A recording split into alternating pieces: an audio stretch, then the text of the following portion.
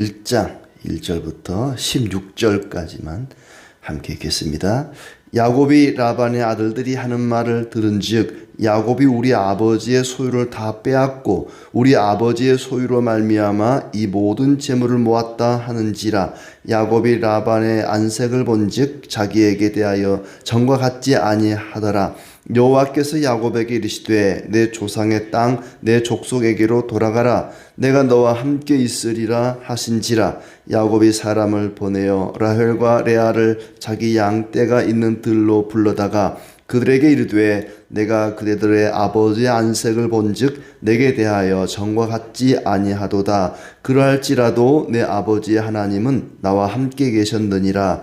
그대들도 알거니와 내가 힘을 다하여 그대들의 아버지를 섬겼거늘 그대들의 아버지가 나를 속여 품삯을 10번이나 변경하였느니라. 그러나 하나님이 그를 막으사 나를 해치지 못하게 하셨으니며 그가 이르기를 점 있는 것이 내 삭시 되리라 하면 온 양떼가 낳은 것이 점 있는 것이요 또 얼룩무늬 있는 것이 내 삭시 되리라 하면 온 양떼가 낳은 것이 얼룩무늬가 있는 것이니 하나님이 이같이 그대들의 아버지의 가축을 빼앗아 내게 주셨느니라. 그 양떼가 새끼 뵐 때에 내가 꿈에 눈을 들어보니 양떼를 탄 순양은 다 얼룩무늬 있는 것과 점 있는 것과 아롱진 것이었더라. 꿈에 하나님의 사자가 내게 말씀하시기를 야곱아 하기로 내가 대답하기를 여기 있나이다 하매 이르시되 내 눈을 들어보라. 양떼를 탄 순양은 다 얼룩무늬 있는 것 점 있는 것 아롱진 것이니라. 라반이 내게 행한 모든 것을 내가 보았노라. 나는 베델의 하나님이라. 네가 거기서 기둥에 기름을 붓고 거기서 내게 서원하였으니 지금 일어나 이곳을 떠나서 내 출생지로 돌아가라 하셨느니라. 라헬과 레아가 그에게 대답하여 이르되 우리가 우리 아버지 집에서 무슨 분깃이나 유산이 있으리요. 아버지가 우리를 팔고 우리의 돈을 다 먹어버렸으니 아버지가 우리를 외국인처럼 여기는 것이 아닌가. 하나님이 우리 아버지에게서 취하여 가신 재물은 우리와 우리 자식의 것이니 이제 하나님이 당신에게 이르신 일을 다 준행하라. 아멘. 예. 오늘도 주님께서 큰 은혜 주시기를 진심으로 축복합니다. 이제 야곱이 라반의 외삼촌 라반의 집에서 떠나려고 하는 그런 순간입니다. 외삼촌의 양떼 중에서 아롱지고 점 있고 또 검은색 있는 양과 염소들을 다 챙겨서 아내들과 함께 고향으로 가나안 땅으로 돌아가려고 하는 과정인데 그 과정이 썩 유쾌하지는 않습니다.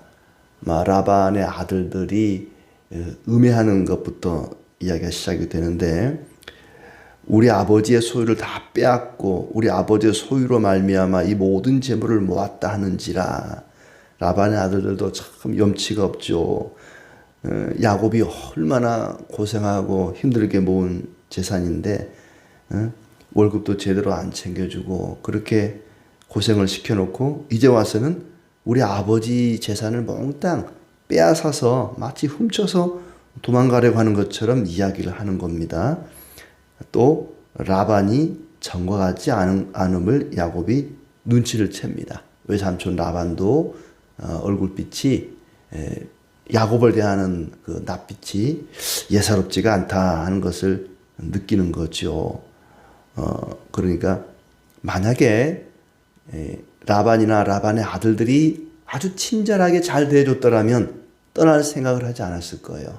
그러면 안 되잖아요. 야곱은 반드시 가나안 땅 돌아와서 이스라엘 나라를 이끌어야 할 사람이거든요.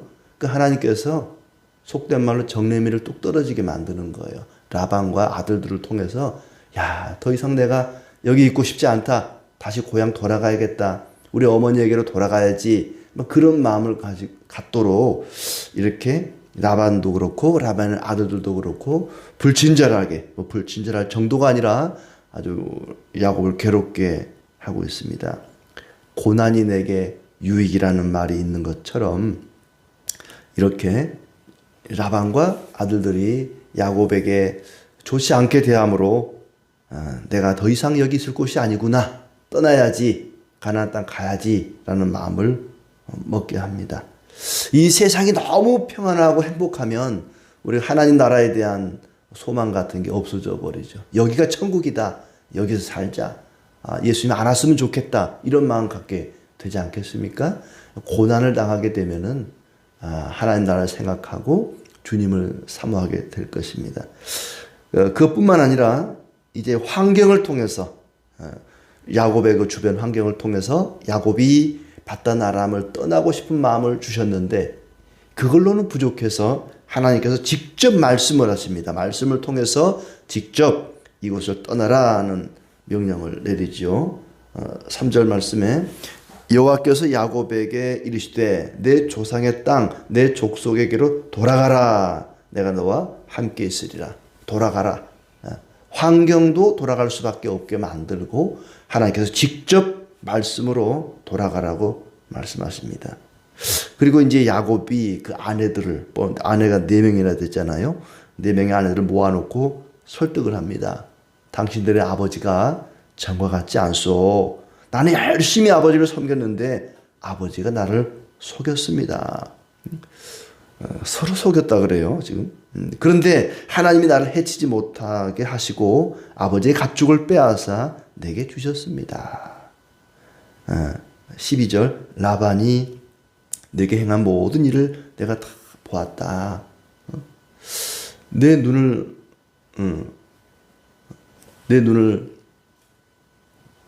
들어보라. 양떼를 탄 순양은 다 얼룩무늬 있는 것, 점 있는 것, 아롱진 것이니라. 라반이 내게 행한 모든 것을 내가 보았다. 하나님께서는 성도가 무슨 일을 겪고 있는지, 얼마나 억울한 일을 당하고 있는지 모든 것을 보시고 모든 것을 아십니다. 그러면서 나는 베델의 하나님이라. 지금 일어나 이곳을 떠나서 내 출생지로 돌아가라. 다시 한번 반복해서 말씀하십니다. 이곳을 떠나서 바단 아람 라반의 집을 떠나서 네 고향집 어머니 아버지가 있는 곳으로 돌아가라. 그러자 이제 아내들도 아버지를 원망하면서 야곱을 지지하고 따라줍니다. 출가 외인이니까 우리는 이제 아버지의 명령을 따르는 사람들이 아니라 남편을 따르는 사람들입니다 하면서 아버지가 그렇게 했다면 떠납시다. 물론 야곱도 그 아버지 삼촌 라반을 그렇게 미워하진 않아요. 말이라도 아내들에게 아버지가 미워서가 아니라 하나님이 떠나라고 명령하셨습니다. 하나님이 지시하셨기 때문에 떠나야 합니다. 라고 뭐 혼자 그냥 나를 따르라 하고 간 것은 아니고 아내들과 함께 의논을 하고 떠나게 됩니다. 그리고 이제 17절부터 야곱이 아내들과 자녀들과 재산을 가지고 떠났다. 그러니까 자기에게 주어진 것, 자기가 노력해서 얻은 것만 가지고 떠나는 거예요. 더 많은 걸 뭐 강제로 훔쳐서 가는 건 아닙니다. 그런데 라헬이 아버지의 신상, 아버지가 아주 신주단지라 그러죠. 그런 것처럼 그렇게 귀하게 여기던 드라빔이 어떻게 생겼는가는 잘 모릅니다. 아마 크지는 않은 것 같아요. 엉덩이 밑에 깔고 숨길 정도니까 큰 건 아닌데 그 조상들의 대대로 물려온 그런 신상이라고들 얘기합니다. 아무튼 그걸 라헬이 훔쳐가지고 떠납니다. 그리고 3일 만에 도망간 게 들키게 되죠. 라반이 뒤쫓아옵니다. 일주일 만에 이제 서로 만나게 됐습니다. 그런데 하나님이 라반을 막아주셨다. 24절에 보니까 밤에 하나님이 라반에게 현몽하여 이르시되 너는 삼가 야곱에게 선악간에 말하지 말라. 야곱을 건드리지 마라. 야곱에게 뭐라고 하지 마라. 하나님께서 야곱을 지켜주십니다. 그리고 라반이 야곱에게 이제 따지죠. 왜 나를 속이고 내 딸들을 끌고 갔느냐. 좀 말이 안 되는 게 자기 딸들이지만 또 야곱에게 부인들이잖아요. 내게 말했으면 내가 아주 기분 좋게 보냈을 텐데 어찌 인사도 안 하고 그냥 가느냐. 왜 알리지도 않고 그냥 가느냐. 너를 죽일 수도 있지만 하나님이 나를 말리셨다. 어찌 내 신을 도둑질해 갔느냐. 라반도 하나님 섬기는 사람인데 이런 또 다른 신을 가지고 있었다는 게 참 이해가 안 될 정도예요. 아무튼 야곱은 누가 그것을 도둑질했는지 나는 모릅니다. 32절에 외삼촌의 신을 누구에게서 찾든지 그는 살지 못할 것이요 우리 형제들 앞에서 무엇이든지 외삼촌의 것이 발견되거든 외삼촌에게로 가져가소서. 누가 그거 훔쳐갔는지 모릅니다. 누구에게서 찾거든 그 사람은 살지 못할 것입니다. 야곱이 오히려 화를 냅니다. 그런데 가만히 생각해 보면 도둑질을 당할 정도면 그걸 어찌 신이라고 부를까? 우리가 흔히 이렇게 불상을 도둑 맞았다. 불상을 도둑 맞아가지고 어느 나라 박물관에 있어서 그걸 다시 가져온다. 이런 얘기 하는데 자기 자신을 도둑 맞을 정도면 그걸 신이라고 부를 수 있을까 싶어요. 적어도 신이라면, 인간을 지켜주는 신이라면 누군가 자기를 훔치러 올 때에 막 그 사람을 죽인다 할지 뭔가 막아야 되는데 도둑놈 하나 막지 못하고 그냥 훔침을 당하는 그런 신이라면 어찌 그런 걸 신이라 부를 수 있을까? 그러니까 이 라반은 드라빔이라고 하는 거, 누가 훔쳐갈 때 그냥 훔침을 당하는 그런 걸 신이라고 여태 섬겨왔다는 거예요. 자기 몸 하나 지키지 못하는 것을 신이라고 불러왔습니다. 그러니까 하나님은 원수들이 재산을 훔쳐가도록 내버릴 수는 있어요. 그러나 하나님을 훔쳐갈 수는 없습니다. 우리가 믿는 하나님은 누구도 훔쳐갈 수 있는 분이 아니에요. 근데 이 드라빔이라고 하는 것을 그냥 도둑질을 당할 수밖에 없는 이런 걸 신으로 섬겼다는 것이 도대체 참 이해가 안 되는데, 그리고 이제 서로 평화롭게 언약을 맺습니다. 43절부터 55절까지가 그런 언약을 맺는 내용입니다. 야곱의 입장에서 보면 참 서운하죠. 자기가 20년 동안 일했는데 어쩌면 지금으로 치자면 부당 노동 행위에 임금 착취에 노동 착취에 해당하는데 참 외삼촌에게 서운할 법도 합니다. 6절에 보면은 야곱이 이런 얘기해요. 그대들도 알거니와 내가 힘을 다하여 그대들의 아버지를 섬겼거늘. 힘을 다하여 아버지를 섬겼습니다. 이 힘을 다하 이 말은 숨이 차도록 그런 얘기입니다. 숨이 차도록. 비록 하나님이 축복하셔서 야곱이 부자가 되었지만, 번창하게 되었지만 자기 자신도 힘을 다했습니다. 숨이 차도록 일을 했습니다. 아무것도 안 하고 가만히 있는데 하나님이 축복하셔서 그렇게 부자 된 것이 아니라는 거예요. 그래서 사람들은 야곱이 그냥 별로 한 것도 없는데 하나님이 그를 축복하셔서 부자가 되었구나 라고 부러워하는데 그렇지 않습니다. 숨이 차도록 야곱은 최선을 다해서 힘을 다해서 일했습니다. 세상 말도 하늘은 스스로 돕는 자를 돕는다 이런 말도 있잖아요. 사람이 열심히 노력하는 가운데 하나님이 복을 주시는 거지, 아무것도 안 하고 가만히 앉아 그냥 기도만 하는데 저절로 복이 주어지는 것은 아니다. 야곱이 힘을 다하여 숨이 차도록 노력한 가운데 하나님이 그를 축복해 주셨습니다. 야곱이 떠나게 된 이유는 어머니 아버지도 보고 싶고 고향이 그리워서도 갔겠지만은 무엇보다도 라반과 그 아들들이 홀대했기 때문에 그렇습니다. 그리고 하나님이 그를 보호하시고 하나님이 떠나라 명령하셨기 때문에 그 하나님의 지켜주심과 돌보심을 믿고 떠나게 됩니다.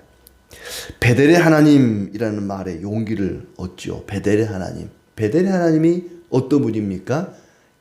야곱이 20년 전에 고향을 떠나올 때 돌베개하고 누워 잠자다가 꿈속에서 하나님을 만난 그곳이 베델 아닙니까? 루스라고 하는 곳을 이름을 베델이라, 하나님의 집이라고 이름을 바꿉니다. 그러니까 하나님께서 내가 너와 함께하리라, 내가 너를 지켜주리라, 내가 너를 보호하리라 약속하셨던 그 베델의 하나님. 나는 베델의 하나님이다. 너와 언약을 맺었던, 너와 함께 하겠다고 약속했던 베델의 하나님이다. 실제로 하나님이 지켜주셨습니다. 아까 24절에 읽은 것처럼 하나님이 라반을 막으셨다고 말했잖아요.